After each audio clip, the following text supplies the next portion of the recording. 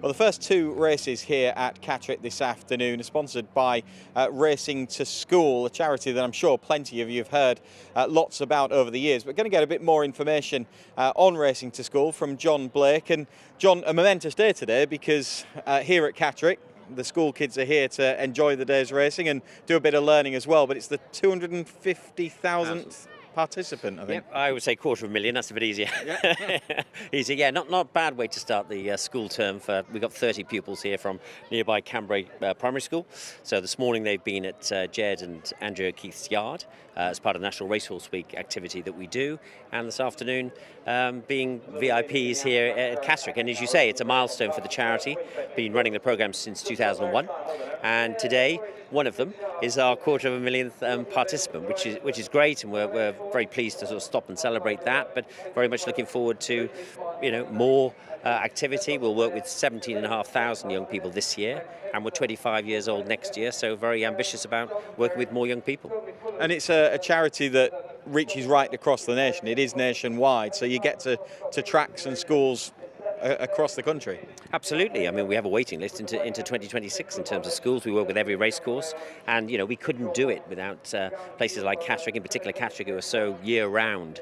So it's great that we're here today on our special day. But yes, every racecourse we work with, and a lot of trainers' yards now, as this morning, and studs as well. Anywhere where it's a good contact point for young people through the gateway of education to see how the industry works, still learn at the same time. Be outside, be in the fresh air, enjoy a day away from school, but still learn and have usually their first experience of horse racing, and hopefully not their last.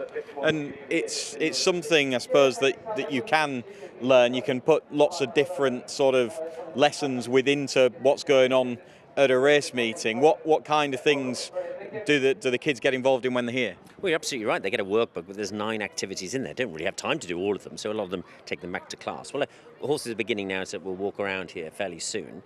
Most race courses, the children will go around, measure the perimeter of the parade ring to work out what the safety limit is. I don't know about you, I'd struggle a bit with that. So they're going to work out, how long is a horse and what the distance between the two horses. Why is it rubber on the floor? Why is it plastic? They're learning about the horse welfare aspects of it, science, history. There isn't really a subject that isn't covered in some way or another. So there's every corner of the race course is a learning opportunity. And also the fact is they can learn in the environment of adults. And I think that Ofsted call it cultural capital. And what they mean is, young people have an experience outside of their family life or school. A lot of them won't have dealt with this many adults before, won't have interacted with people, won't have seen TV cameras or radio or anything else. And I think it's really important for them at that young age, because they can get a sense of themselves and a bit of confidence that they may not have if they're just in 4 walls of a classroom. But, racing can offer that. I boringly tell people you don't play horse racing at lunchtime, right? You can't kick a ball or throw a ball around, but we can do slightly different things to get young people interested, as well as rugby, football, cricket, and all the other things you can do.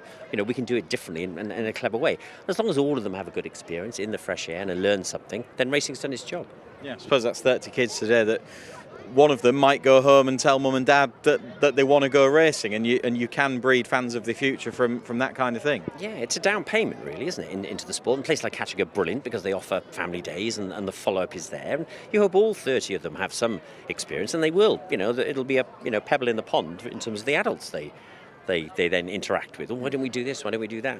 Under 18s go free, as we know. So it's part of that sort of, I often call it, passing the baton around racing, because the racecourses have a part to play once we've sort of got the light bulb going. It's the next stage. So yeah, absolutely. And we want them to come back and experience it. And if they don't work in racing, well, it's not a failure. It's okay, because they'll have an informed view of the sport. And especially now with the challenges we're all aware of in terms of the macro challenges to racing, we need more people that can speak with authority about their own experience of the sport. And I think that's really important. And just briefly, it is charity, so it needs funding. How do people go about that? Well, yes, indeed we are. We're an independent charity, but we're very fortunate we get good support from the racecourses, from the schools themselves, which is great. It's all voluntary, and the levy board. But yeah, racingtoschool.co.uk. We're always open to donations, and any donation we get goes towards new schools. And as I said, we've got a waiting list into 2026, and the racing is pushing at an open door with schools. I mean, it is a very attractive proposition, and we should take that moment today just to celebrate that. And despite what's going on, we should be proud of that as a sport, I think, and Racing to School is just a vehicle for that.